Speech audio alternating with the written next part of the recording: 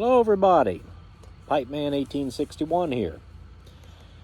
Well, I am once again out in the backyard here. I'm sitting in the swing, it's hanging from a tree.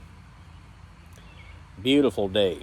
It's not very sunny, but man, it's about 72, 73 degrees. Wind, nice little breeze is blowing, not so much to affect smoking too much, but it's just a beautiful evening. So I'm sitting out here, the chickens are scratching around. I'm babysitting the chickens, you know. I'm smoking some Carter Hall out of my little WDC Brighton Jr.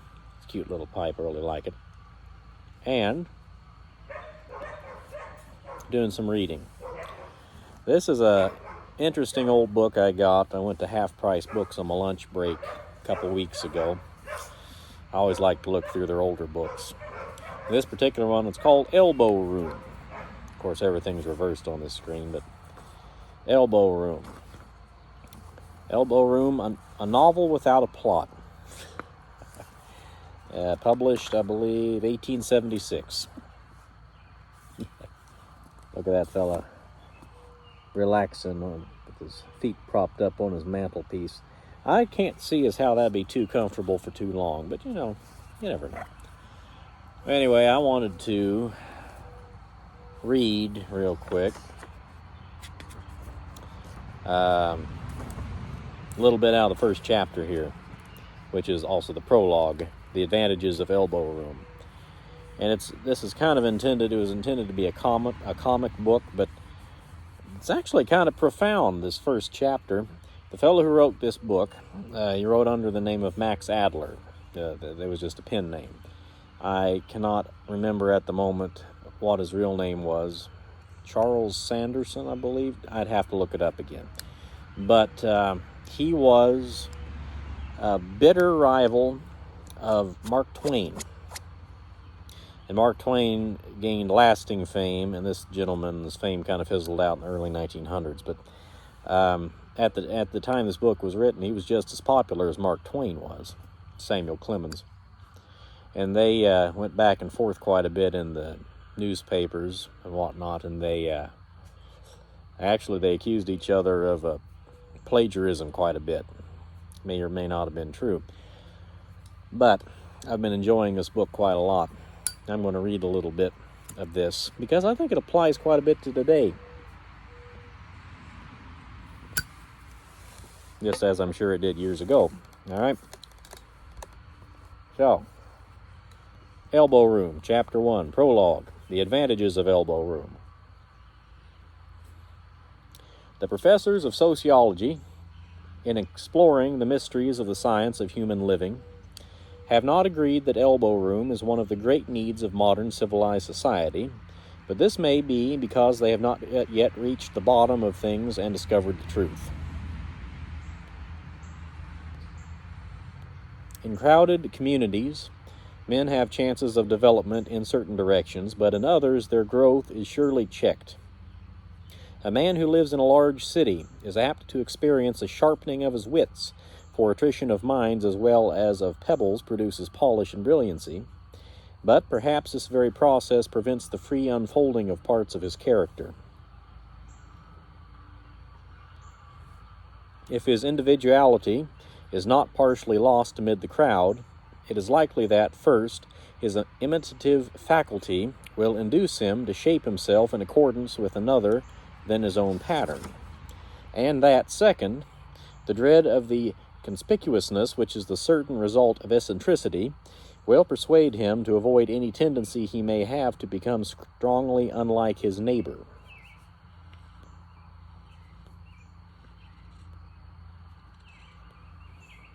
The house that he lives in is tightly squeezed in a row of dwellings builded upon a precisely similar plan, so that the influence brought to bear upon him by the home resembles to some extent that which operates upon his fellows.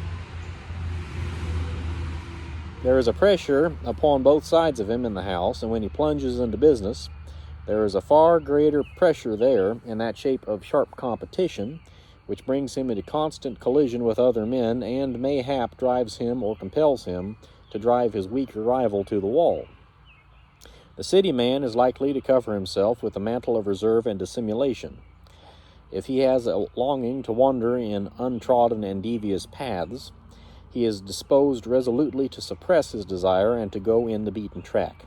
If Smith, in a savage state, would certainly conduct himself in a wholly original manner in a social condition, he yields to an inevitable apprehension that Jones will think queer of his behavior, and he plans his actions in accordance with the plan that Jones, with strong impulses to unusual and individual conduct, has adopted because he is afraid he will be thought singular by Smith. And in the meantime, Robinson, burning with a desire to go wantonly in a direction wholly diverse from that of his associates, realizes that to set at defiance the theories of which Smith and Jones are apparently the earnest advocates would be to expose himself to harsh criticism, sacrifices himself to his terror of their opinion, and yields to the force of their example.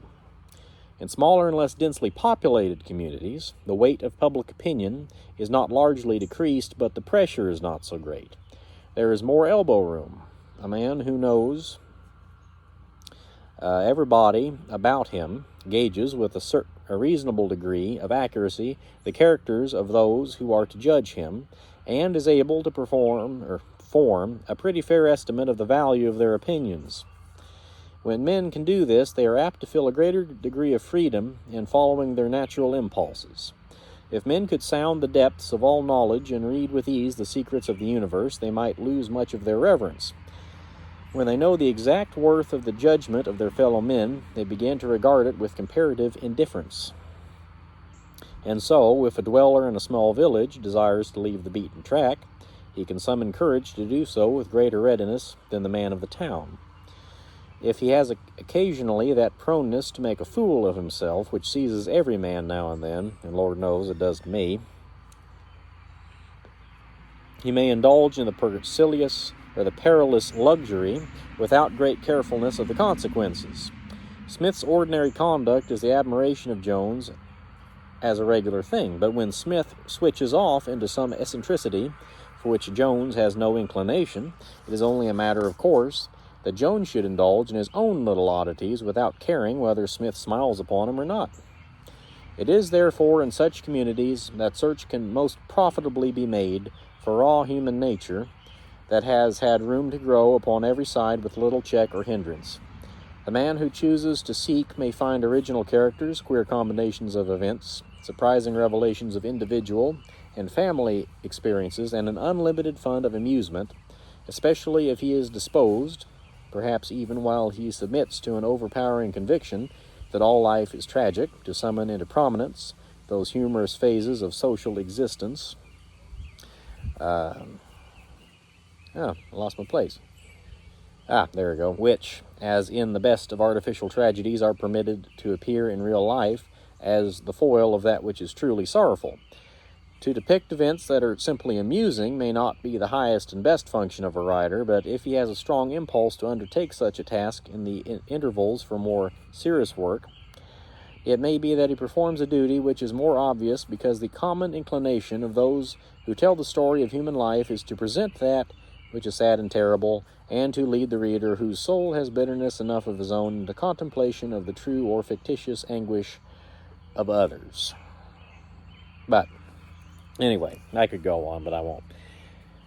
That really kind of struck home with me because we're seeing that more nowadays. It's been all throughout human history. Elbow room is something that's very hard to come by these days. Apparently it was very hard to come by back then too, but it's even harder now. In case somebody didn't quite pick up on that, the fellow's talking about peer pressure.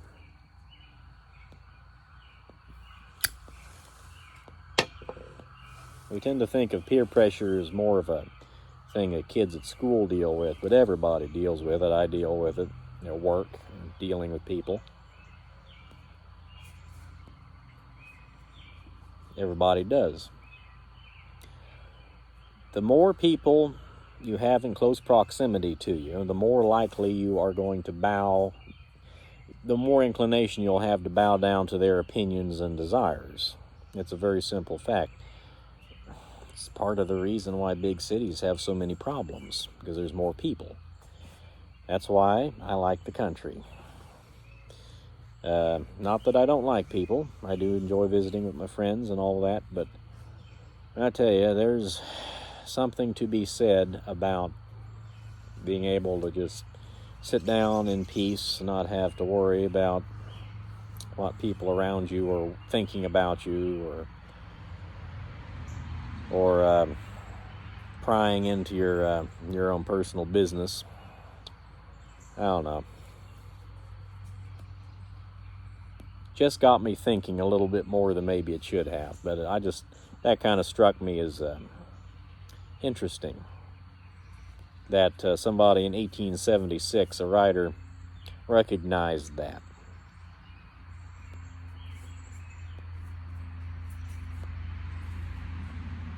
But anyway, that's my philosophical thought for the day, but just something interesting. Anyway, everybody, I'll let you go. This has gone on long enough. This is Pipe Man 1861 saying goodbye, good luck. May the good Lord take a liking to you. I'll see you all again real soon. Thank you for watching. Bye now.